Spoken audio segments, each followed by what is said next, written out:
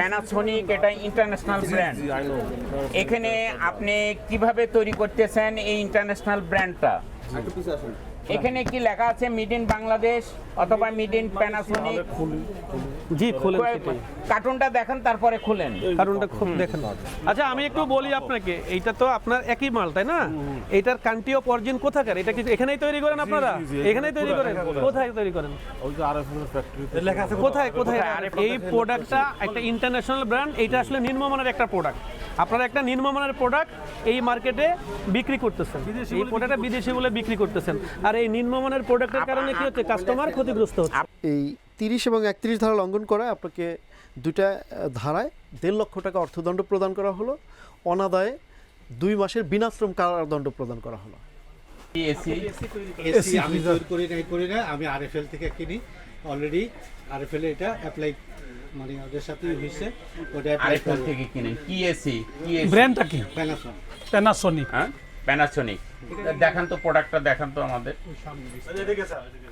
আপনারা যে Panasonic RFL থেকে তৈরি করেন এই সংক্রান্ত কোনো আছে আপনার কাছে? দেখেন আর কি, এটা আপনারা একটু বের করেন, আপনারা দেখান। অ্যাসেম্বলি করেন এখানে আরএফএল থেকে কে করে? এটা আরএফএল করে, আরএফএল আর প্যানাসোনিক মিলে। না, আপনাদের সাথে কি চুক্তি আর কি? আরএফএল আপনি এটা যে পাঁচটা লাগলে কিনা এটা যে আরএফএলই করে, এটা ডকুমেন্টারি কিভাবে বলবেন আপনি? এটা যে নিম্নমানের বা নকল না, ন্যাশনাল ব্র্যান্ড, এটা তো আর আমি কিনি, বাংলাদেশি ব্র্যান্ড বিল না। আছে, আমি বিল শো করতেছি স্যার। এটা তো একটা ইন্টারন্যাশনাল ব্র্যান্ড। আপনার এটা একটা ইন্টারন্যাশনাল একটা ব্র্যান্ড।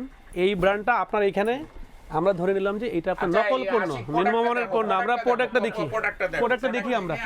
আচ্ছা আমি একটু বলি আপনাকে, এইটা তো আপনার একই মাল তাই না? এইটার কান্ট্রি অফ অরিজিন কোথাকার? এটা কি এখানেই তৈরি করেন আপনারা? এখানেই তৈরি করেন? কোথায় তৈরি করেন?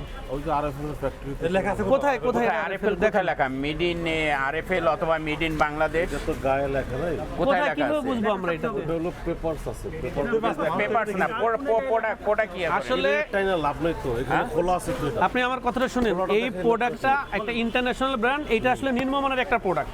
আপনারা একটা নিম্নমানের প্রোডাক্ট এই মার্কেটে বিক্রি করতেছেন, এই প্রোডাক্টটা বিদেশি বলে বিক্রি করতেছেন, আর এই নিম্নমানের প্রোডাক্টের কারণে কি হচ্ছে? কাস্টমার ক্ষতিগ্রস্ত হচ্ছে। আপনাকে আমি বুঝা বলি, প্যানাসোনিক এটা ইন্টারন্যাশনাল ব্র্যান্ড। এখানে আপনি কিভাবে তৈরি করতেছেন এই ইন্টারন্যাশনাল ব্র্যান্ডটা? এখানে কি লেখা আছে মেড ইন বাংলাদেশ অথবা মেড ইন প্যানাসোনিক? জি খুলেন, কার্টুনটা দেখেন তারপরে খুলেন। কারণটা খুব দেখেন।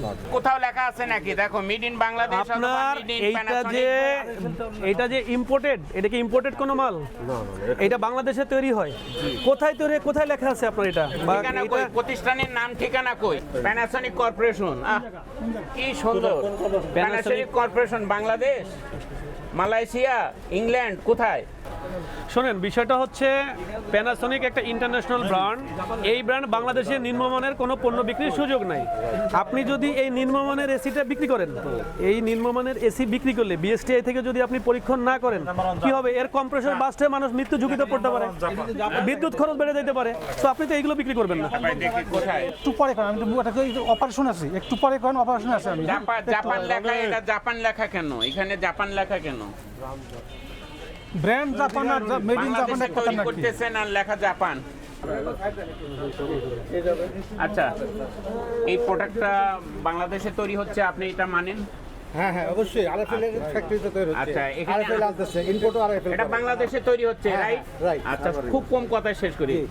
এটা তৈরি করতেছে কে? এটা করে তো ইম্পোর্ট করতেছে আরএফএল, তৈরি করতেছে আরএফএল। ইম্পোর্ট আবার কেন? মানে মেনু আর কি, র ম্যাটেরিয়াল, পার্টস পাতি এগুলো অ্যাসেম্বলিং। এখানে লেখা আছে made in Bangladesh, made in RFL অথবা মেড ইন পান্না ইলেকট্রনিক্স অথবা মেড ইন আরএস ইলেকট্রনিক্স লেখা আছে। না এটা ওদের লেখা থাকা উচিত ছিল। এটা অন্যায়, এটা ভুল। আপনি তো একজন স্বনামধন্য ব্যবসায়ী, আপনি একটা প্রোডাক্ট বিক্রি করতেছেন, এই প্রোডাক্টটার কালকে যে কম্প্রেসর কালকে বাস্ট হবে না, আপনি নিশ্চয়তা দিতে পারবেন টেস্ট ছাড়া? প্যানাসোনিক লেখা থাকলে তো আমরা আত্মবিশ্বাস পাই, কিন্তু এটা তো প্যানাসোনিকই, শুধু তার দোষ হচ্ছে বেস্ট এটা করতেছে, দেরি করতেছে।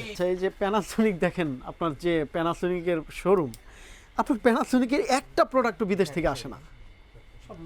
না আসে স্যার, আসে। আপনি লিখে দিতেন প্যানাসোনিক আরএফএল, তাও তো হইতো। মেড ইন বাংলাদেশ, তারপর মেড ইন বাংলাদেশ, তাও তো হইতো। আমি কেন আমি হাত দেবো কেন স্যার? এই যে ধরেন এত বড় অন্যায় হচ্ছে, তাদের কোনো অনুভূতিই নেই। আপনি প্রথমেই হচ্ছে আমাদেরকে বলেছেন যে RFL আরএফএল থেকে নিয়েছেন, বাট আমরা ওই পণ্যর যে ইটা থাকে আর কি লেভেলটা, সেখানে আরএফএল এর কথাও লেখা নাই, ম্যানুফ্যাকচারিং এর কথাও লেখা নাই, মার্কেটিং যে করছে আরএফএল সেগুলোও লেখা নেই, কিচ্ছু লেখা নেই, এবং মানুষ এটা দেখেই বুঝবে যে এটা প্যানাসোনিক বিদেশি। RFL আচ্ছা, এটা ভুল হয়েছে কিনা? ভুল হয়েছে। আচ্ছা, ভুল হয়েছে।